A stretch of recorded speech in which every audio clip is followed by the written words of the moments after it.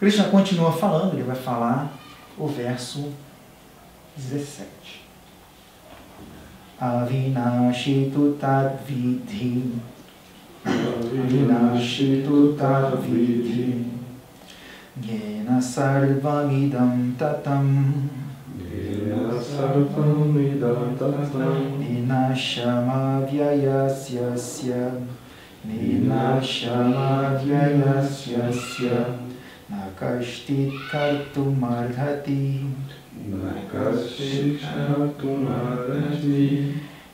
Ele diz para Arjuna, então, Avinashitu tat vidhi yena sarvamidam tatam.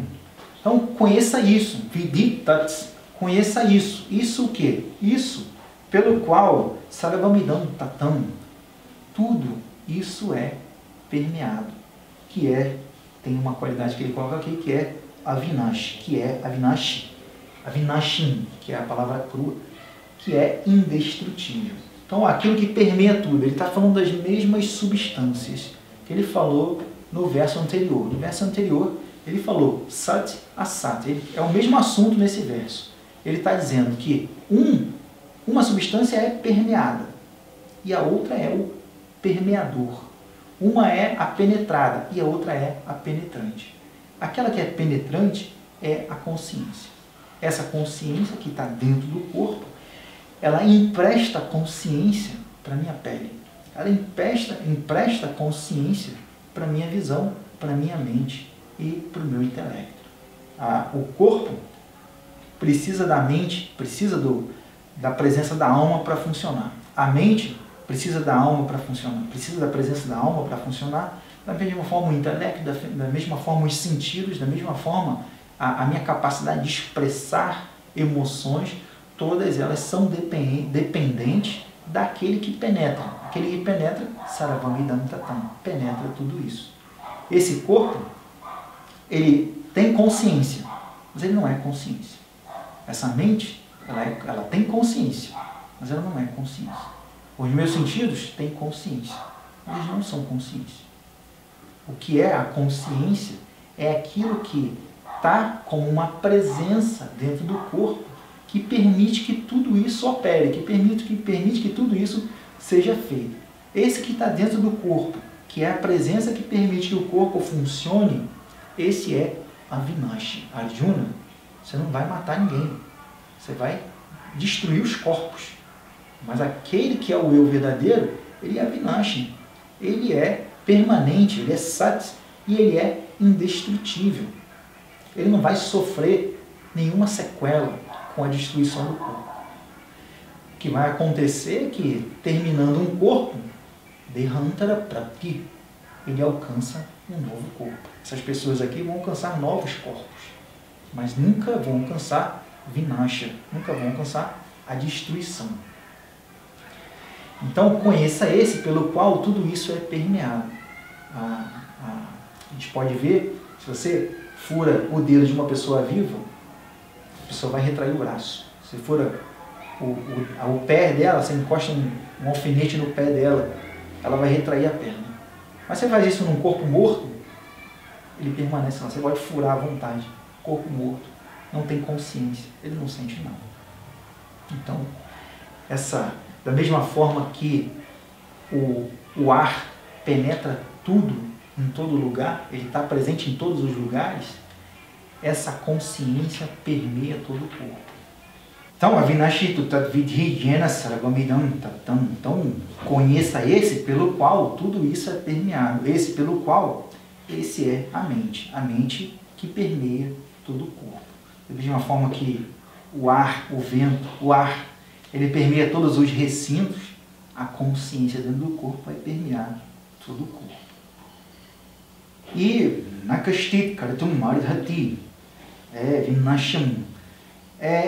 E Arjuna, saiba também o seguinte, que Nakashtit kartum ardhati, que ninguém é capaz, ardhati, ninguém é capaz de kartum, de causar, Vinasham, a destruição daquele que é a vyaya, daquele que é o imperecível, daquele que é o imutável.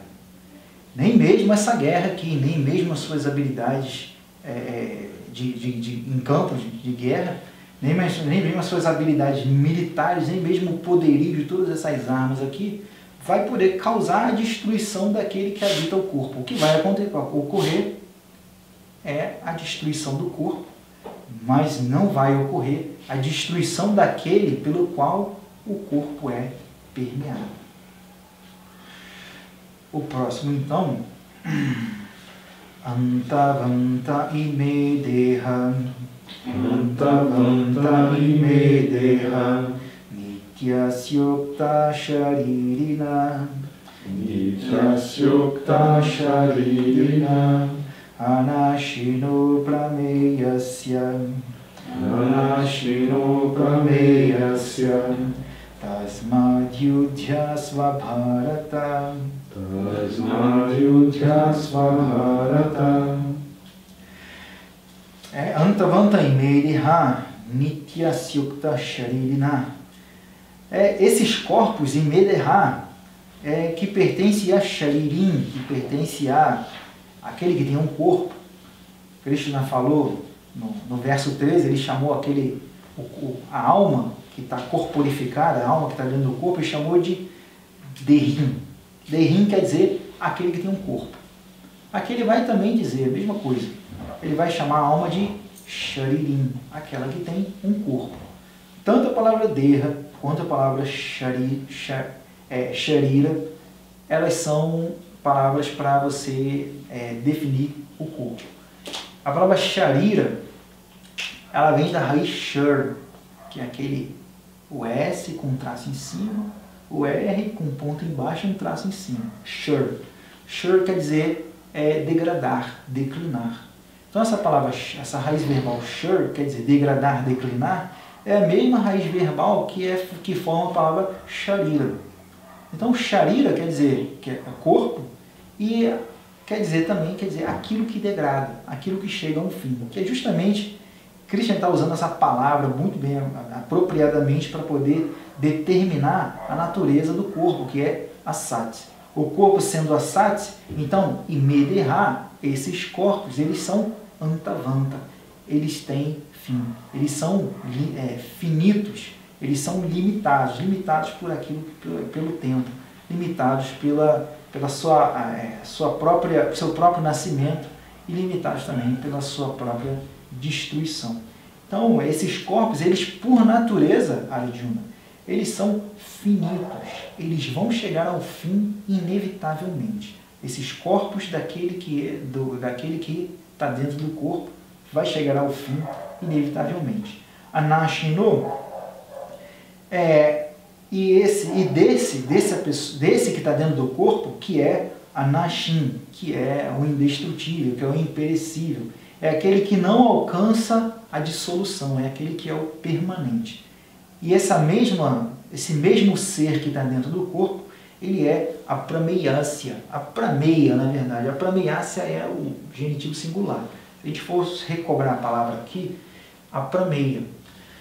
Toda vez que a gente vai conhecer Krishna, a prameya quer dizer é o insondável, né? É o que não pode ser conhecido pelos objetos dos sentidos. Quando a gente vai conhecer, estabelecer um conhecimento no mundo, para que o conhecimento ocorra no mundo, ele vai precisar de 3 elementos. O primeiro elemento é chamado de pramata. Pramata quer dizer o conhecedor. E aí, esse pramata ele vai fazer uso de um meio. Um meio de quê? Um meio de conhecimento. Pramana. E aquilo que ele vai utilizar, esse meio de conhecimento, ele vai estar voltado para algum objeto, que é chamado de prameya. Então existe o conhecedor, o meio de conhecimento e o objeto a ser conhecido. Conhecedor, pramata, o meio de conhecimento, pramana, e o objeto de conhecimento, prameya. Se eu quero conhecer forma e cor, eu, como conhecedor, vou utilizar qual pramana? O pramana, visão. O meio de conhecimento, visão. A visão é o meio de conhecimento que vai me trazer informações sobre prameya, sobre o objeto conhecido. O que ela vai me trazer em relação ao objeto? Forma e cor. Se eu quero conhecer o som, eu, pramata, vou utilizar o pramana, ouvido, pramana, audição, para alcançar o prameya, que é som. Ele está falando que a alma é a prameya. Prameya quer dizer aquilo a ser conhecido, aquilo que é um objeto de conhecimento, aquilo que é um objeto que pode ser conhecido pelos meios de conhecimento comuns, pela visão, pela audição, pelo tato. A alma, ela não pode ser vista pela visão, ela não pode ser ouvida pela audição, porque esses meus sentidos, eles estão voltados para o objeto, para aquilo que é o palpável, que está dentro do escopo de alcance desses instrumentos. Quando eu quero conhecer uma coisa que não é o objeto da minha visão, que não é o objeto da minha audição, que o meu tato não chega lá, porque a natureza dele é diferente da natureza do meu instrumento de conhecimento. Krishna então chama essa alma de aprameya, que não é mais um objeto no mundo, é aquele que está além dos sentidos. Por isso que, como a alma, como a consciência, ela antecede os sentidos, as pessoas, sem o conhecimento desse Atman, elas estabelecem para si uma ideia de eu, uma conceituação de eu, que é conhecida como Ahankara. A identidade das pessoas é formada com base nas experiências, nas interpretações mentais. Você pode ver que um indivíduo vai se descrever a partir de tudo aquilo que ele já experimentou no mundo, ou que ele quer experimentar. Então, essa alma, esse Atman, ele é aprameya, é aquele que não pode ser alcançado pelos objetos dos sentidos. Esse que é indestrutível, esse que é o insondável, por causa disso, porque ele é insondável, porque ele é indestrutível, e ele não chega ao fim. Quando o corpo chega ao fim, tasmat, que quer dizer, por isso, portanto, toda vez que aparece a palavra é porque ele está fechando uma conclusão, um entendimento.